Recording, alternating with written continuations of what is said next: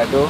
Saya Syafiqur Rahman Syamsuddin, Exco Pemuda UMNO Malaysia, merangkap Ketua Pemuda UMNO bahagian Kuala Kedah, mengucapkan selamat menyambut bulan Ramadan yang mulia, selamat berpuasa kepada seluruh rakyat Malaysia.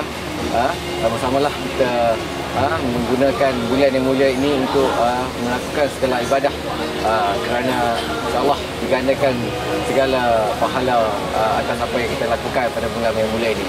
Dan insyaAllah masa yang sama saya ingin juga mengucapkan selamat hari raya yang akan datang pada 1 awal ni. Sama-samalah kita meraihkannya. Terima kasih. Assalamualaikum warahmatullahi wabarakatuh. Berada di bulan Ramadan semula